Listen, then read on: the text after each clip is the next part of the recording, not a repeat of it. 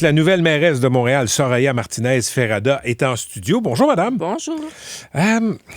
Revenons sur la tempête de neige d'hier. On va commencer avec un clin d'œil. Est-ce que vous avez vu la caricature de Chapelot ce matin dans la presse? Non, je ne l'ai pas vue. Bien, je vous la passe. Okay. Je vous la passe. Vous pouvez la décrire, si vous voulez. Ben oui. Ça parle de vous. Non, mais c'est sûr que tous les maires qui ont passé en ville, leur première tempête a toujours été assez drôle. Puis oui, je vois Valérie dans le coin. Écoutez, on vous voit avec une pelle. Oui. Et le titre, c'est « Le dur apprentissage de la nouvelle mairesse ». Oui. Et Valérie Plante dans la fenêtre qui dit « Me demande si elle est l'homme de la situation ». OK. Plus sérieusement, est-ce que ça a été bien géré hier, le déneigement à Montréal? Est-ce que ça a été de la perception des citoyens? Non. C'est bien évident que pour le citoyen, il s'attend à beaucoup plus d'efficacité. Moi, ce que je peux dire aux citoyens, c'est de dire, je peux bien donner les arguments du pourquoi ça n'a pas été à la hauteur de ce qu'eux s'attendent. Mais je ne veux pas rentrer dans l'argumentaire. Moi, ce que je veux m'assurer, c'est que le déneigement devient beaucoup plus efficace et plus facile à gérer. Parce que la réalité, c'est que non, c'est pas facile à gérer, le déneigement, parce que c'est la ville-centre, parce que c'est 19 arrondissements, parce qu'il manque de l'équipement, parce qu'il manque d'employés, parce qu'on a une loi qui fait que je ne peux pas obliger des employés à travailler en temps supplémentaire.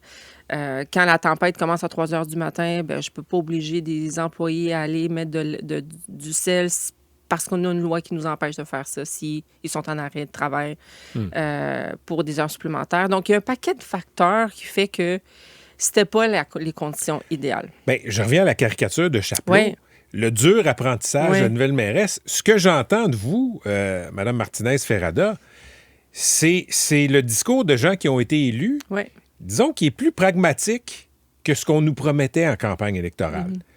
Parce que votre nouveau responsable du déneigement, M. Louis Miranda, quand il parlait de déneigement avant la première tempête, ça allait rentrer au toast. Ça allait être facile, on avait tout changé, puis ça allait bien fonctionner.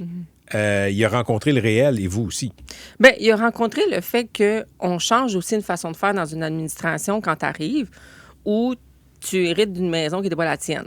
Hein? Puis il y a des choses qui sont faites d'une façon que toi, tu dis, non, c'est pas comme ça qu'on va le faire. Actuellement, décréter le déneigement, c'est un groupe de travail, ils réfléchissent à ça. Oui. Puis on n'a pas nécessairement encore la main mise sur le fait que, moi, je décrète le déneigement, puis c'est ça qu'on fait. Là, hier, on a décrété le déneigement. Le déneigement, il peut pas commencer. C'est quoi ça, décréter le déneigement? Décréter le déneigement, OK. Quand tu reçois de la neige, tu regardes les conditions météo, tu dis, OK, il va neiger entre 10 et 15 cm. C'est un peu ce qu'on a vu. Vous le savez depuis 24 heures. Oui, exactement. Décréter le déneigement, c'est dire, OK, c'est la ville-centre qui a le pouvoir de dire, là, on lance l'opération déneigement. Ça, c'est la ville-centre que ça. Et c'est un groupe technique qui étudie les conditions météo, qu'est-ce qui s'en vient, à quelle heure on le fait, à quelle heure on le fait pas. Parce que ça a une incidence sur les employés. Chaque arrondissement est différent. Et donc, là, c'était, est-ce qu'on décrète à 7 heures un matin ou on décrète à 7 heures le soir?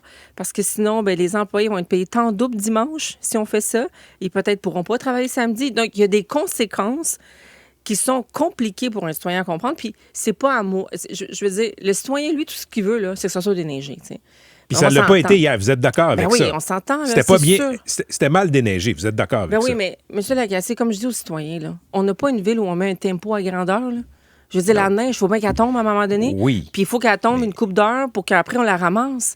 Fait que ce que je veux dire par là, c'est que je comprends les attentes des citoyens, mais il faut relativiser dans la mesure où il faut que la neige allait tomber pour qu'on aille la ramasser. Puis il faut être capable de saler les rues à un moment donné de la journée. Quand je commence à mettre du sel à 6 heures, ça va juste être bon à 8 heures. Fait que les attentes, moi, je vais prendre la critique. Moi, j'ai pas de problème avec ça. Puis je sais qu'on doit faire mieux parce que le citoyen s'attend à ce qu'on fasse mieux. Mais il y a des changements à faire, ça, c'est sûr. Vous me parlez là, de contraintes de travail d'École bleue. Vous me parlez des prérogatives de la ville-centre, des arrondissements, etc. Mettons que vous aviez une baguette magique, puis il n'y a plus d'obstacles. Qu'est-ce que vous auriez fait différemment hier pour les trottoirs, les rues, les boulevards? Bien, de un, j'aurais des équipes qui sont outillées avec des bons équipements pour le faire. Montréal-Nord n'avait même pas une saleuse qui était opérationnelle, donc elle ne pouvait même pas saler ses rues. Je vais m'assurer que tous les arrondissements ont les équipements nécessaires. Puis je vais m'assurer que chaque arrondissement, s'il veut déneiger puis saler dans son propre quartier à l'heure que lui considère que c'est la bonne heure, bien, je vais les laisser faire. T'sais, à un moment donné, là, on ne peut pas tout centraliser une ville qui est aussi grande que celle de Montréal. C'est pour ça qu'on a accepté d'avoir 19 arrondissements. Puis c'est vers là qu'on s'en va. Mais vous savez, M. Lagacé, nous, on est arrivés, ça fait 2 mois, là. C'est sûr que le premier hiver, je ne suis pas surprise de ce qui se passe en ce moment, bien que je comprends la frustration des citoyens. Moi, les attentes que j'ai avec lui, c'est de dire, nous, on a des changements à faire à l'interne, on a des équipements à acheter. Tu sais, on parle de nid de poule, là. Mm-hmm. On va arriver au nid de poule. Bien, on s'en est parlé rapidement. J'en ai parlé. Il y a 4 colmateuses. Il y en a 2 qui ne marchent pas. C'est sûr que si une administration n'a pas investi dans son équipement, mais comment voulez-vous demander à quelqu'un de construire une maison s'il n'y a pas de clous, puis s'il n'y a pas une cloueuse, puis s'il n'y a pas une scie? Là? Ça va-tu être moins glissant à la prochaine bordée de neige? Bien, ça va-tu être moins glissant? Moi, je vais tout faire pour que, justement, on puisse utiliser du sel.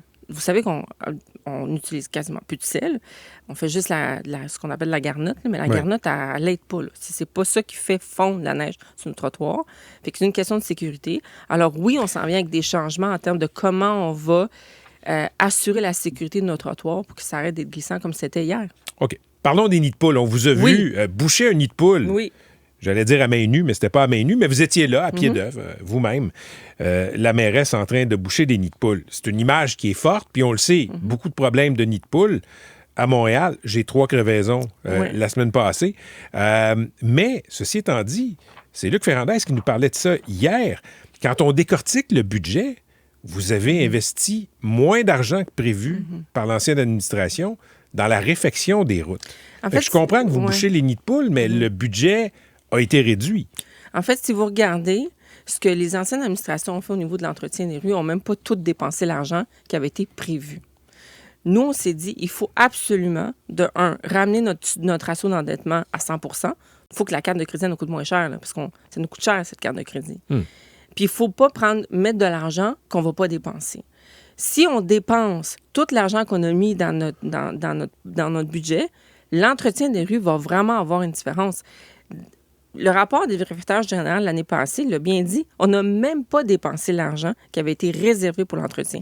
Fait que oui, on peut le voir comme une coupe, ou on peut le voir comme, nous, on a mis l'argent qu'on va vraiment dépenser pour vraiment faire une différence sur l'entretien des rues. OK, je suis pas sûr de suivre. Ce que vous dites, c'est que... On avait mis, mettons, 100 $ pour dépenser la rue. On a dépensé peut-être 80. Fait qu'il y a un 20 $ qu'on n'a jamais dépensé. Ça, c'est dans les anciennes on étant les arrondissements. Les arrondissements, la ville-centre, l'entretien des rues au niveau de l'argent qui a été affecté à l'entretien des rues. Nous, ce qu'on a mis, c'est l'argent qu'on va dépenser. Ça fait vraiment une différence. Moi, je ne veux pas mettre dans ma carte de crédit, payer des intérêts sur de l'argent que je ne vais pas dépenser. Est-ce que ça vous donne mal à la tête des fois? Oui. Ce dont on a besoin comme mise à niveau pour nos infrastructures? Ah, c'est incroyable. C'est incroyable. On a hérité d'une maison, toutes les administrations à chaque fois vont vous dire la même chose, puis c'est vrai. Montréal, c'est une ville, somme toute, pas très vieille comme d'autres villes européennes. Tu sais, je veux dire, on a 375 ans, là, presque 400 ans bientôt. Mais on a des besoins immenses. Puis à chaque fois qu'on fait des travaux, ça paralyse une ville. Il neige, ça paralyse une ville. Donc, il y a tellement à faire que, encore une fois, la caricature, là, je la trouve drôle. Puis c'est pas drôle pour le citoyen. Mais moi, je vais m'assurer que les façons de faire vont être aménagés, vont être plus efficaces, vont être plus agiles, mais il faut que les arrondissements aient de quoi travailler. Il faut qu'on ait plus de col bleu. On a embauché 3000 cadres des professionnels à la Ville-Centre, même pas 2 % de col bleu. Ça me prend du monde pour donner les services. Vous avez vu, je suis allée colmater des nids de poules à main, monsieur Agacé, là. À un moment donné, là, on peut pas penser qu'on va être capable de réparer une ville à coups de pelle, là. Ça prend de l'équipement. Écoutez, je vous entends, puis je reviens en caricature. C'est le dur apprentissage d'une nouvelle mairesse, on peut dire ça des ministres, des premiers ministres. C'est plus facile de faire campagne que d'arriver aux commandes. Mais moi, c'est pas...